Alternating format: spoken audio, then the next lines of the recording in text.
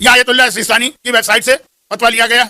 फरमाते हैं as for playing other games, इससे पहले आया था cricket, football, soccer, rugby, hockey का, वो जायज है। उसके बाद कह रहे हैं लेकिन as for playing other games then playing them with the condition of batting gambling is forbidden.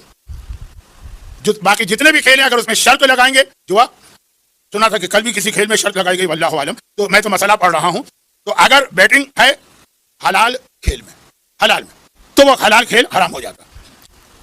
अब आइए दो लाइनें, one should avoid playing these game known as games of gambling. हाँ, वो खेल जो गैम्बलिंग के और जुए के खेल कहलाते हैं उसको तो हर सूरत में छोड़ना। हर सूरत का मतलब खुद समझा रहे हैं, पहले नाम ले रहे हैं वो हैं कौन से खेल। मसलन ये लिख रहे हैं dominoes, billiard and card games even without betting, हत्ता अगर शर्त ना भी हो तब भी हराम। खेलों की दो किस्में कर दी आयतुल्लाह सिस्तानी ने, और तकरीबन सारे मराजे का यह फतवा है। वो ये है कि एक हलाल गेम होते हैं, स्पोर्ट्स जो हलाल है, उसमें शर्त लगाएंगे तो हराम है, शर्त नहीं है तो हलाल।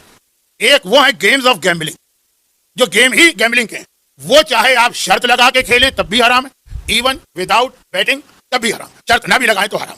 ठीक है, ये भी एक उसूल आ गया। लेकिन फिर लिस्ट में लिखते हैं कौन से वो गेम है जो गेम ऑफ गैम्बलिंग, कार्ड, ताश, ताश के जितने भी खेल हैं वो सारे के सारे हराम हैं, चाहे शर्त लगे चाहे शर्त ना लगे, खाली टाइम पास करने के लिए या अपनी कोई जहनी सलाहियत बढ़ाने के लिए, लेकिन हराम। नंबर दो डोमिनियंस, ये भी एक गेम है, होगा, है, मुझे पता है, लेकिन क्योंकि हमारे घर से ये सारे गेम बहुत दूर रहते हैं तो तफसील मुझे नहीं मालूम।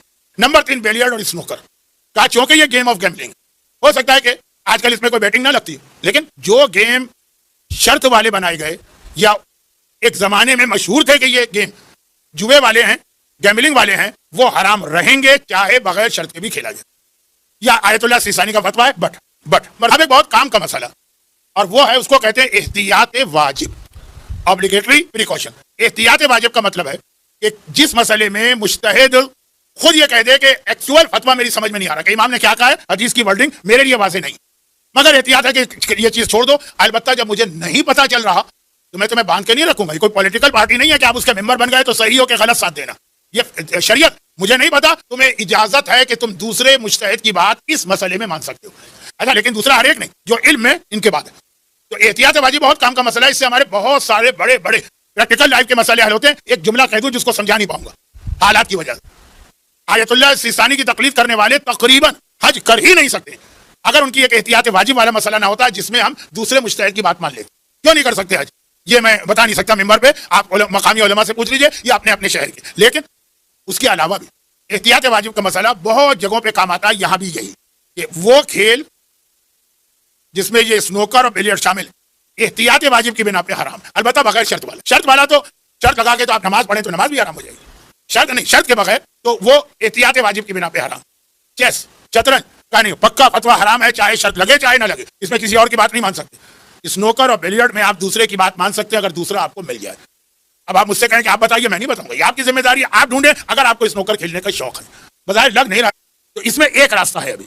अच्छा, ये जो रास्ता है ना, ये डोमिनो, बच्चे जानते होंगे डोमिनो कौन सा खेल है, मुझे नहीं पता। हाँ, बच्चे सवाल करते हैं कि कैरम जायज, बच्चे सवाल करते हैं वो जायज, बच्चे सवाल करते हैं मोनोपोली, वो जायज। बात हो रही है कार्ड्स जिसमें ताश वाले कार्ड होते हैं, हर कार्ड नहीं, जो ताश वाले, वो हराम, और चेस हराम, और बिलियर्ड या स्नूकर जिसको अमेरिका में पूल भी कहते हैं वो भी हराम है, लेकिन एहतियात वाजिब।